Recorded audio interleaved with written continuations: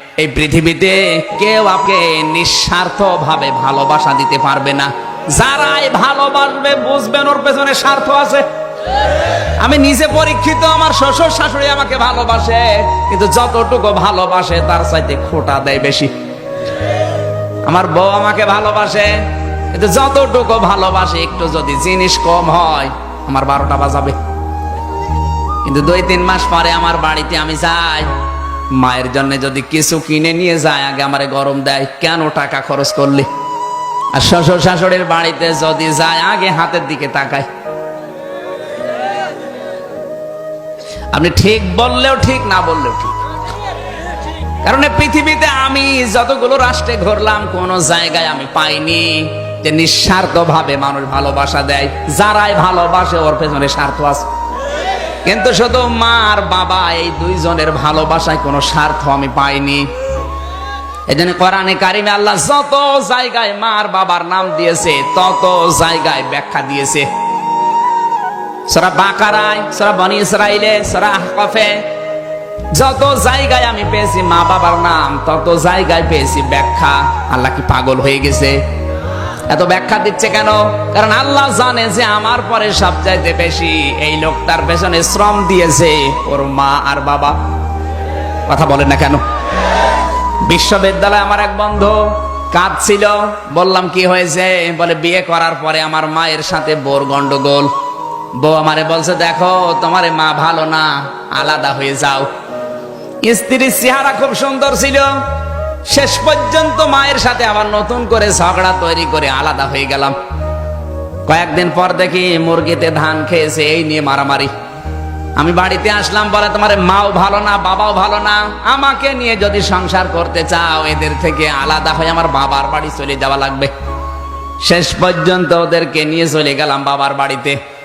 মা বাবার সাথে কোনো সম্পর্ক নেই, কথাবার্তাও বলি না। এই মাঝখানে শ্বশুর আর শাশুড়ি মিলে টাকা পয়সা দিয়ে আমারে পাঠিয়ে দিল লন্ডনে। দীর্ঘ 5 বছর আমি লন্ডনে আছি, যত টাকা পয়সা উপায় হয় সব আমার স্ত্রীর নামে অ্যাকাউন্ট করা পাঠিয়ে দেয়। মা বাবার খোঁজও নেয়নি, খবরও নেয়নি। কিন্তু হঠাৎ আমার প্লেগ রোগ দেখা দিল, সোয়াইসি রোগ, যেটা যার কাছে যায় তারই হয়। লন্ডনে ডাক্তাররা বলেছে দেখো এই রোগে মানুষ 2-3 মাসের বেশি বাঁচে না। তোমার যখন রোগটা ধরা পড়েছে তাড়াতাড়ি নিজের দেশে চলে যাও। চিঠি লিখেছে শ্বশুর আর শাশুড়ির কাছে। লন্ডনের ডাক্তাররা শরীর পরীক্ষা করে রিপোর্ট দিয়েছে আমার প্লেগ রোগ, আমি 3-4 মাসের বেশি আর বাঁচবো না। আগামী মাসের প্রথম সপ্তাহের মঙ্গলবারে ঢাকায় আসবো, আপনারা এয়ারপোর্টে আসবেন। স্ত্রীর কাছে একই কথা লিখেছে। আর একটা চিঠি নিয়ে চিন্তা করছে আমার মা বাবা, এদের কাছে চিঠি লিখবো, না জানে আবার কি মনে করে। যাই মনে করে করুক, আমি তো তাদেরই সন্তান। চিঠি লিখেছে মার বাবা, দীর্ঘ 5 বছর তোমাদের খোঁজ খবর নেইনি, চিঠি পেলে না জানি কি মনে করো। আগামী মাসের প্রথম সপ্তাহের মঙ্গলবারে ঢাকায় আসবো, এয়ারপোর্টে আসবেন। শরীর খারাপ, মায়ের কাছেও বাবার কাছেও লিখে নাই। চিন্তা করছে দেখি চিঠির জবাব আসে কিনা। হঠাৎ করে দেখে জবাব দিয়েছে শ্বশুর আর শাশুড়ি। চিঠির জবাব দিয়েছে জামাই বাবা চলে যখন আসতেছ তোমার শাশুড়ির জন্য লাল লাল চাদর আর আমার জন্য শার্ট আর প্যান্টের পিস নিয়ে এসো।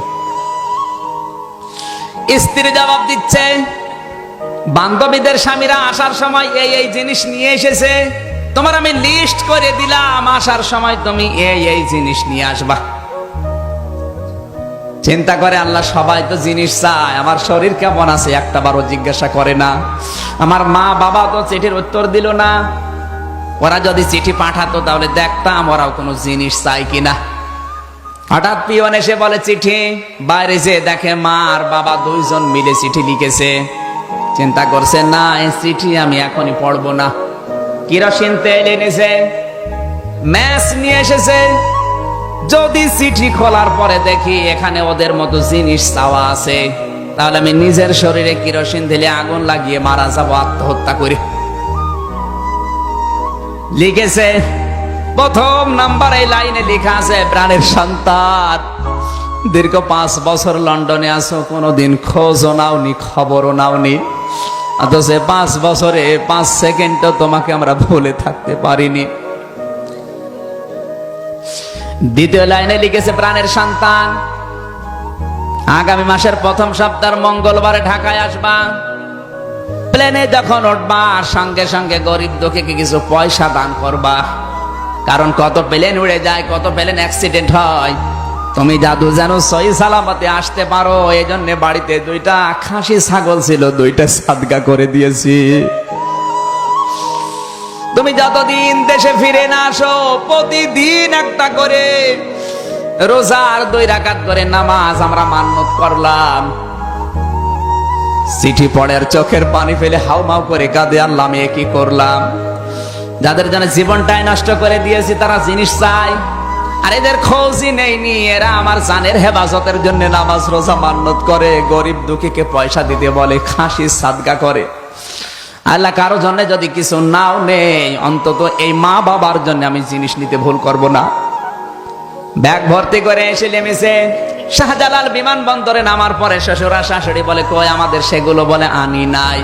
আপনি তো জানেন আমার শরীর খারাপ, মার্কেটে যেতে পারি নাই, টাকা আছে আমার কাছে, ঢাকায় পাওয়া যায় কিনে দেব। বলে জানতাম যদি এরকম জবাব দেবে কখনো আমার মেয়ে তোমার সাথে বিয়ে দিতাম না। স্ত্রী ডাক দিয়ে বলে বাবার মায়ের জিনিস আনলে না, আমার সে জিনিস কই, বলে আনি নাই। বলে বাবার জিনিস আনলে না, মায়ের জিনিসও আনো নাই, আমার কথাও তোমার মনে নেই, তোমার মতো স্বামীর আমার আর দরকার নেই। এয়ারপোর্টে আমি তোমার এই ডিভোর্স দিয়ে চলে গেলাম। যাবে তো, কারণ তো বাঁচবে না। কথা বলেন। পাথরের মতো দাঁড়িয়ে আছে, চিন্তা করছে আমার মা বাবা মনে হয় আসে নাই, কই তাদেরকে তো দেখি না। হঠাৎ পেছন দিক থেকে কে যেন ডাক দিয়েছে, আয় রে বাবা আমাদের বুকে আয়। দীর্ঘ 5 বছর তোকে দেখি না, এক নজর দেখার পরে মনে হচ্ছে আকাশের চাঁদ আমরা হাতে পেয়েছি।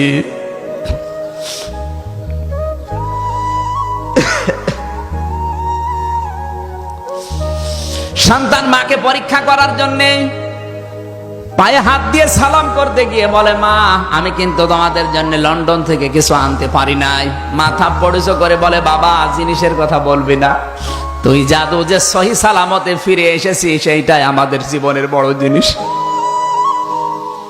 পায়ে যখন হাত দিতে গেছে মা বুকে জড়িয়ে নিয়ে বলে বাবা তোর শরীর কি দুর্বল, মারাত্মক কোনো অসুখ নাকি? ছেলেটা বলে মা তুমি তো ডাক্তার না, তুমি তো শিক্ষিতাও না, গ্রাম্য মেয়ে মানুষ, আর আমি তো চিঠির ভেতরে তোমার কাছে লিখেও নাই যে আমি অসুস্থ, তুমি কিভাবে টের পেলে? মা বলে বাবা 10 মাস 10 দিন তোকে আমি তরমুজের মতো বহন করেছি এই পেটে, ডেলিভারির কষ্ট সহ্য করে দুনিয়ার মুখ তোকে দেখালাম, 2.5 বছর পর্যন্ত তোকে দুধ খাওয়ালাম, 2 বছর 2.5 বছর তোকে বুকের দুধ গুলো খাওয়ালাম, 25-30 বছর পর্যন্ত তোর পেছনে আমি শ্রম দিয়েছি, যে বিনা স্বার্থে এতগুলো বছর তোর পেছনে আমি কাটালাম, আমি মা কি বুঝবো না তোর শরীর ভালো না খারাপ? সত্যি করে বলতো তোর কি হয়েছে? ছেলেটা হাউমাউ করে কেঁদে বলে মা আমি আর কিচ্ছু লুকাবো না, কিচ্ছু গোপন করব না, এমন একটা অসুখ আমার শরীরে, প্লেগ রোগ, ডাক্তাররা বলেছে 3-4 মাসের বেশি আর বাঁচবো না। ও মা বাবা যা করেছি অন্তত মরণের আগে আমারে মাফ করে দাও। বন্ধু বলে আমির হামজা আমি দেখি সঙ্গে সঙ্গে আমার মা আর বাবা দুইজনের সেজদায় পড়ে গেল এয়ারপোর্টে, ডাক দিয়ে কেঁদে বলে আল্লাহ তুমি আমাদেরকে মেরে ফেলো, আমাদের হায়াত আমরা এই সন্তানটাকে দিয়ে দিলাম, আমার এই সন্তানটাকে দুনিয়ার কিছুদিন তুমি বাঁচিয়ে রাখো। নবীজি জানিয়েছেন মা আর বাবা যদি মন থেকে কিছু বলে ওটা কিন্তু সঙ্গে সঙ্গে আরশে চলে যায়। আমার আল্লাহ মা আর বাবার দোয়া কবুল করে ওই ছেলেটাকে কুদরতের দাওয়া পান করিয়ে চিরদিনের জন্য সুস্থ বানিয়ে দিয়েছেন।